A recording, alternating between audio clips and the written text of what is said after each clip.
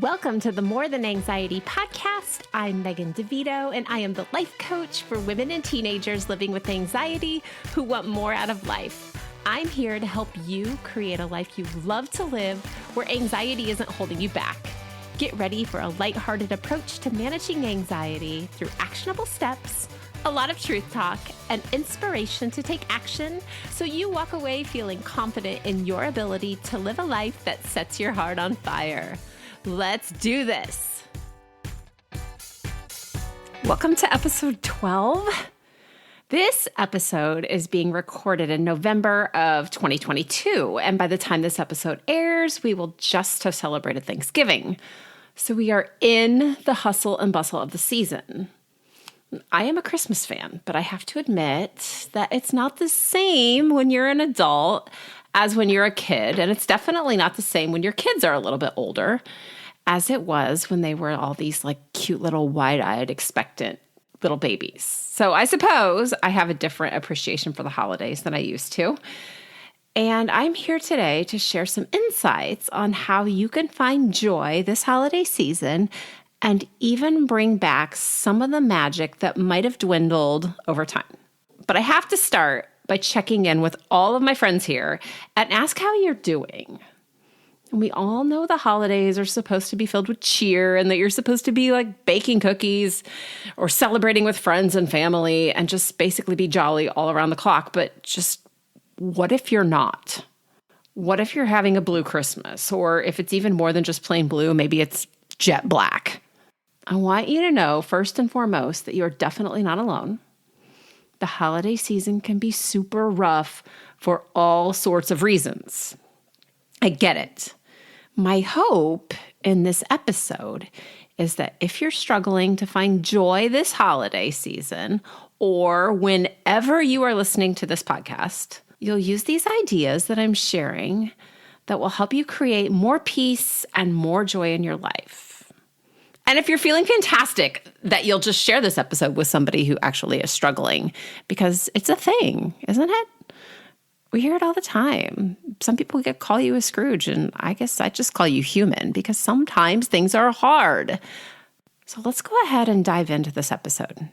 And let's start by getting really clear on what the difference is between feeling joyful and feeling happy, because those two things are not the same thing. Joy is a feeling that you have inside of you. It comes from within.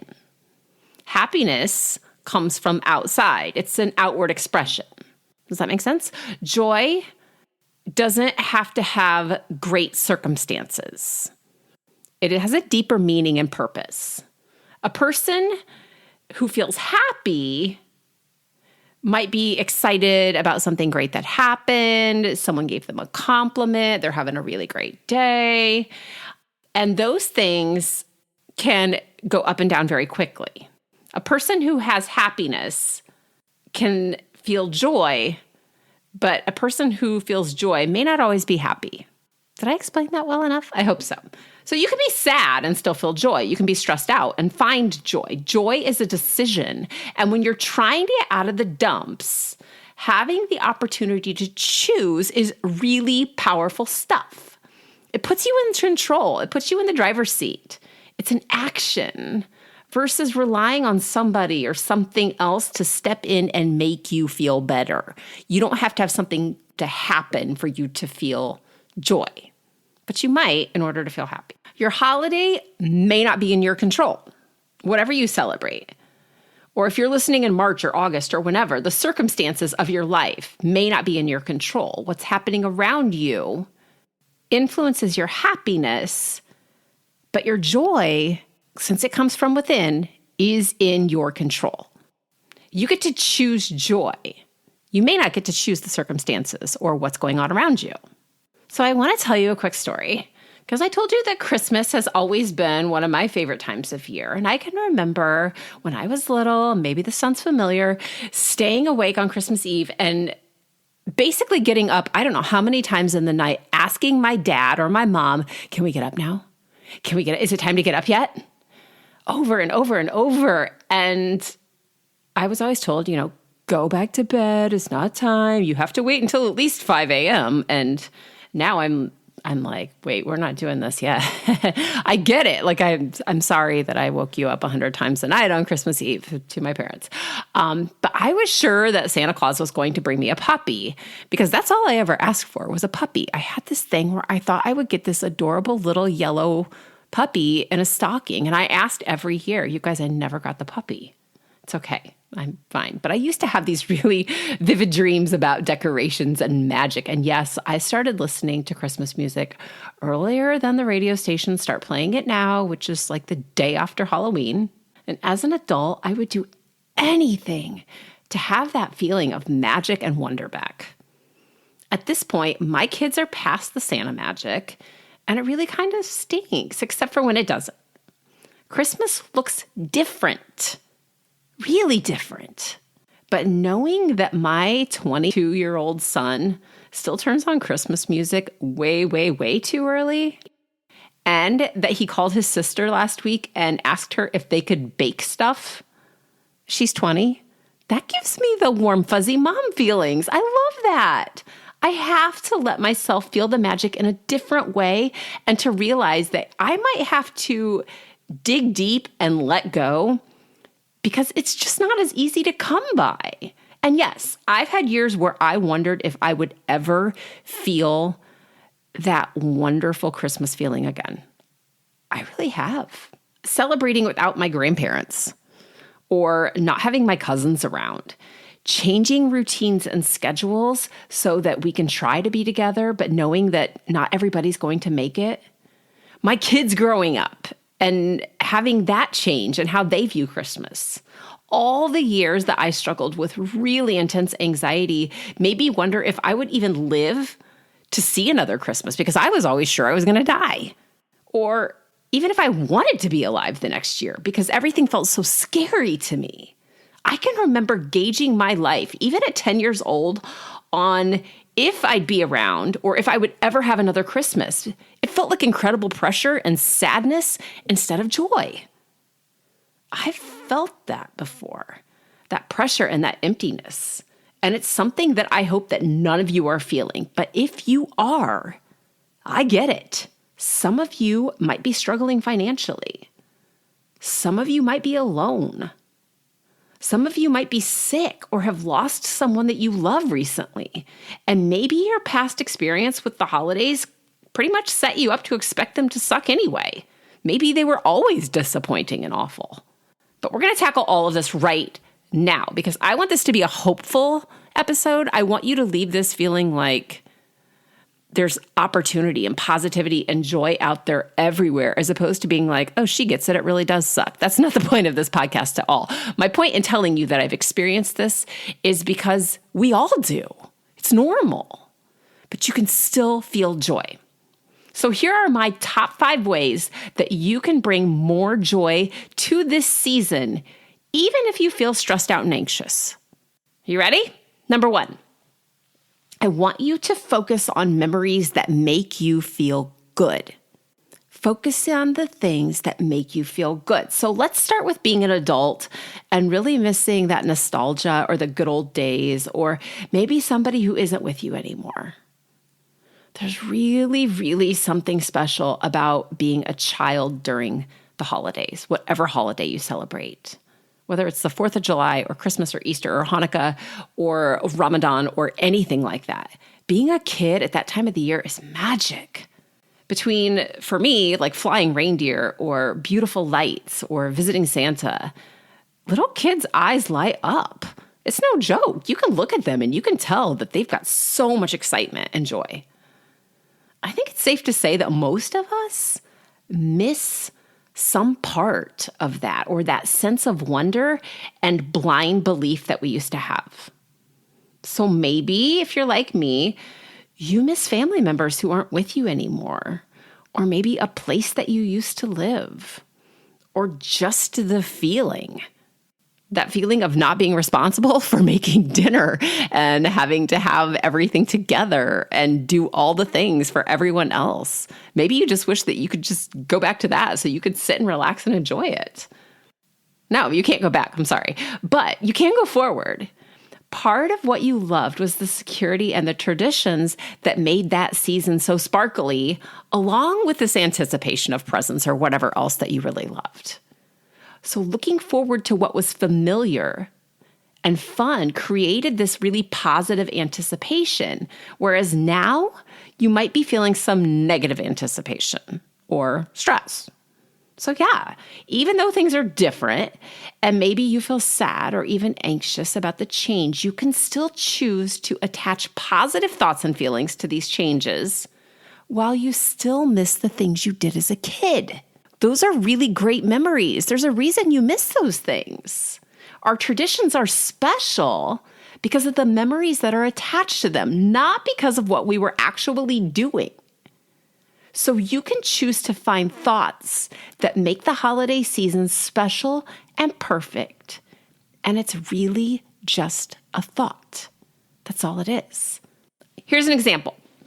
I absolutely 100% understand the idea of missing your grandparents. I think I already said that, as well as a whole bunch of other people who aren't around in my life anymore. I could choose to sit and focus on how it used to be and how it feels now that they're not here. I can sit there and miss them, and I can shift the thought just as easily. Does that make sense? I could sit there and think about everything that I don't have anymore, or I can shift my thought to thinking about them and loving what they brought to the experience of the holidays for me. So I could go and use that old recipe that maybe my aunt or my grandma used to make. I could bake the cookies, and in the process of baking them, I could remember all of the fun that used to happen that centered around whatever it is that I was baking. I could use that recipe and take those cookies or that pie or that casserole, whatever it is that I made, to a homeless shelter. And I could give it to the people that live there. And I could watch them light up and get to experience some of what I loved as a kid. Look at these things. Somebody brought me cookies or food. They remembered me. I could take them to the fire station or to the workers at the hospital who are working in the ER on Christmas Eve. It's not a fun place to be. But I could bring that memory back to life and share it with somebody else. The idea here is not to ignore the feelings. We don't want to ignore them. They're real. That sadness that you feel about missing someone is real. I don't want you to ignore it. I just want you to tell yourself a new story about where you are right now. The things and the people that you miss, even though it might feel sad or heavy, you can choose to remember what you loved about the people and the events and celebrate the feelings that brought you so much joy in the past by doing those things again and bringing the feeling back to life. Yes, you can still miss the person, but you can miss them with joy and with really positive memories. And when you do that, you get to turn the past into a celebration as opposed to a sad memory or something that you've lost. And this is number 2. How can you turn the past into a celebration? So memories of how things used to be can be as comforting as they are painful.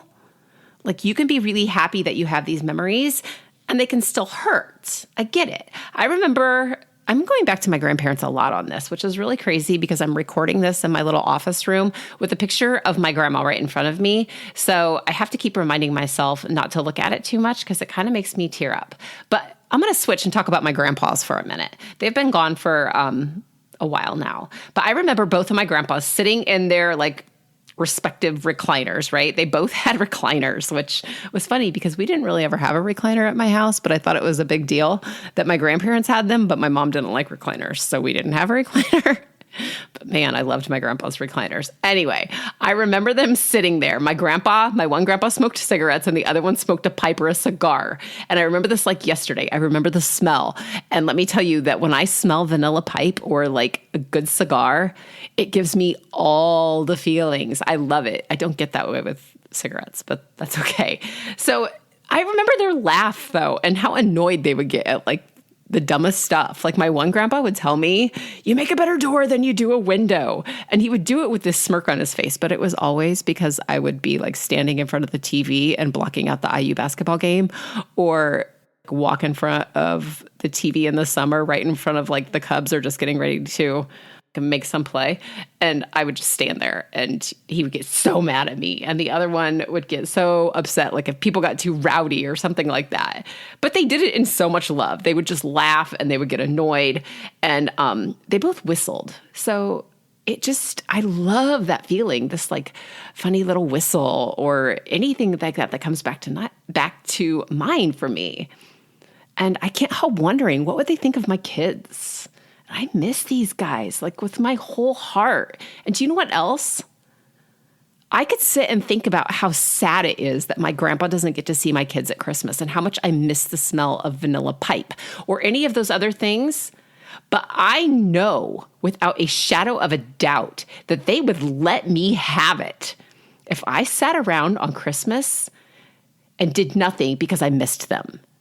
It is 10,000% okay for me to miss them. It is not okay for me not to celebrate or to feel guilty for enjoying the holiday or to let their loss steal my joy. I love them way too much for that. And they've been gone for 20 years, a long time, more than 20 years. But after all, this just shows how much love there was. And to be able to smile at their memory instead of crying at their loss at this point in the game, it doesn't make me less sad. It just reminds me of how amazing they were. I get to love them and acknowledge them and celebrate them.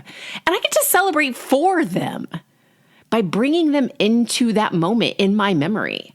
I get to just have it there. You can bring the past into your present this way, and you can create new traditions. Those old memories are tied to new traditions, and they can bring laughter and tears and those little bubbles of joy that break that cycle of sadness that comes from missing the past. It's like time traveling, and it's almost like bringing someone back to life. And it's all about what you focus on. It's about your thoughts about missing them. God, I miss the way vanilla pipe smelled at Christmas. I miss the way my grandpa would get annoyed when we would like throw wrapping paper. I miss those things. It was so fun. You know what? I'm going to recreate this. And in my memory, it's good. And I get to use those memories to create traditions for what I want my holiday to look like. You have that power. You have that power. Okay, third, get into gratitude. Gratitude is so important and powerful when you are trying to find joy. You might not have an extra dollar in your pocket, but you can still give. Giving is incredible. It's what Christmas is about, isn't it? What can we give? And yes, I know your kids might have some really big wishes with all of these ideas about what Bobby and Susie from school are getting for Christmas or Hanukkah or Ramadan or whatever holiday that you're celebrating that can make you feel guilty when you think about what you quote unquote should be able to do. Or maybe you're comparing your financial situation or your life situation to someone else's. I want to offer a different thought.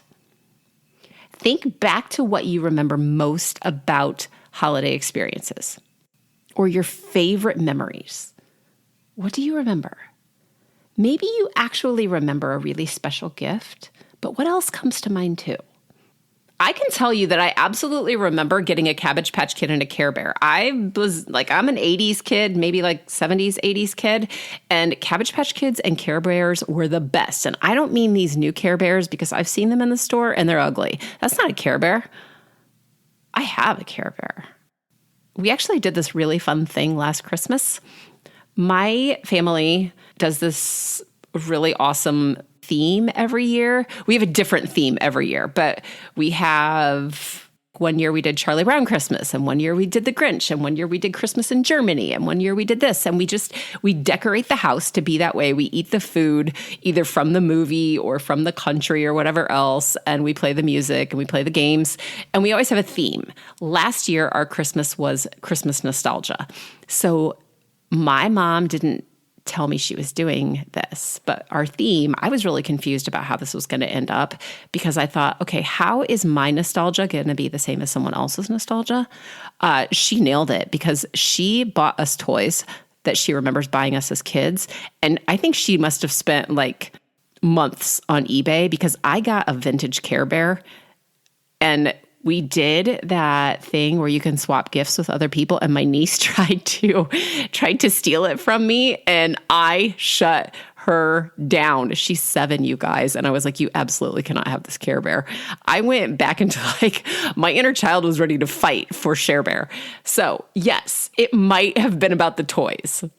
And there was some really cool stuff about that. But my guess is, even though you might remember a toy or something really awesome that you got on Christmas, what about the feeling? Because I also have incredible memories of taking drives to look at Christmas lights, or staying up late to watch Charlie Brown on TV, or stringing popcorn, or listening to Christmas music while I jumped on the couch. I remember moments, not just gifts. And if that's the case, and I can have that much gratitude for the moment and the experience instead of just the gift, how does that change things? How can you create joy this holiday, whatever holiday you celebrate, or whatever day of the year that you're listening to this podcast, without spending a dime? Because I'm here to tell you it is 100% possible. You know that saying, time is money? Your time and attention is invaluable. The holidays are an experience, and you get to choose how you view that experience. For example, what would it be like if you chose to go back to this idea of visiting a nursing home or a fire department or something? But let's say you go to a nursing home and you spend time with the folks who live there who are alone. And they're definitely missing the holidays or their people. They're not, think about what it would be like to visit the nursing home and hang out there just for a little bit. What an amazing gift to these people and to yourself and even to your kids to be able to bring that joy to somebody else by going there to visit. Go do a puzzle. Go play a game. Go sing songs. Here's the thing. Giving time and energy is powerful, and it creates joy more than any toy you could ever give. So here's another idea. Visit an animal shelter. Have a very puppy and kitty Christmas. Visit a hospital. Bring homemade cards or cookies and candy canes to the doctors or the nurses or the patients. Visit the fire department or the jail and bring some holiday cheer to the workers or the volunteers or even the inmates. Giving is so much more than some box that you get from Apple's or a sweater that you buy at Macy's. Did I just say apples?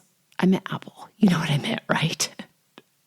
If you're already flipping to a thought that might sound like Christmas is just so bland and meaningless and it's all about the presents, the holidays are just too expensive, or whatever else, put your focus on the money, shift your thoughts. Yes, it can be expensive if you choose for it to be. It can be meaningless if you don't attach meaning. And it's bland if you make it bland. I am absolutely not one to shove my beliefs down anyone's throat. I do not think that is my job. I feel like it is my job to love people. I'm not going to shove my beliefs down anyone's throat. But here's my thought on getting back to basics and getting into gratitude and loving Christmas for what it is, or Hanukkah for what it is, or Ramadan, or the 4th of July, or Easter, or St. Patrick's Day, whatever day you are on. And it doesn't have to be a holiday, obviously. But when we're going to getting back to basics, no matter how or if you have a belief system, or if you worship at all, whatever, we put an awful lot of emphasis on finding the perfect gift, having the perfect decorations, having the perfect party, doing the perfect thing, the perfect house, the perfect life, Santa, cookies, all that stuff. Those things really disappear pretty quickly, don't they? And if you're looking for what that holiday feeling is all about, let me direct you to your local place of worship. Because spirituality, whether that comes in the form of Jesus or Muhammad or Moses or the Maccabees or the big spirit in the sky or whatever, that brings peace from the inside out and joy. If you are Jewish and you celebrate Hanukkah, get on down to the synagogue Dive headfirst into wonder. If you are a Christian, find a church and go. If you've never ever been to church or to synagogue or to mosque or anything, and you don't know anything about any of that, if Christmas has always been about Santa and presents, you can go full on Linus this year. Does this make sense? If you haven't watched Charlie Brown Christmas, I'm very sad for you right now. I can bring you a lot of joy in 30 minutes. Go watch that movie. What I'm getting at here is you can drop into any place of worship and let yourself feel. And if you're terrified that you're going to get struck by lightning because that has not ever been a thing you've done and you've been avoiding all that scary religious stuff, I promise you that you're going to come out very much alive. If you are Muslim, I know Christmas is not your thing, but you surround yourself with people at mosque and celebrate life and peace and joy and light there. And I don't care how you worship or if you worship at all. You can still focus on the light and the love that we all want to find in the world. That is what it's about. And it is there, but you have to be intentional about looking for it. And what I'm getting at here is that when you're looking for joy, the holidays are so much deeper than gifts or what we expect them to be like. The holidays are about connection and love and giving. So let's cover one more thought here. I'm alone and everything is sad. And sometimes being alone is sad, but sometimes being alone can be good. And I'm not saying you're not lonely. Being alone and being lonely aren't the same thing. So how can you find joy if you're spending the holiday alone? Remember, it all goes back to a thought. What do you think about being alone? If your story is that nobody wants to see me, I don't have any friends, I'm new to the city, I'm deployed, I'm anything else. Let's find something that can bring those emotions to a different level. Because while you might feel like wrapping yourself in a blanket and drinking and watching tearjerker movies, it is the exact opposite of what you need to do if you're going to find some joy. It's going to take a quick minute of courage and some blind faith, but here's an idea. What would happen if you chose with intention to get up and get dressed and get out? Because staying in and wallowing in that feeling or that thought is not going to show you joy. It's going to show you what you're expecting. You'll always find what you're looking for. What if you put on your best ugly Christmas sweater or something that makes you feel extra strong or sexy or gorgeous, and you went to a museum or a ballet or a movie? What if you called one friend that you haven't talked to in a while who might also be alone and see if they'd like to meet for a drink or a brunch? Whatever you do, isolating yourself and staying lonely on purpose is blocking your joy. Unless you choose to think, I love having this time to myself and finding all of the goodness in my life right here with me, because that is just as possible. Here's the thing about traditions and feelings and finding joy. You can make them or fall into them. So who says that you cannot make new traditions and new feelings? It is a choice. So no matter where we are in the calendar, whether you're listening to this in November, December, or even August, all of these feelings go back to your focus and your thoughts.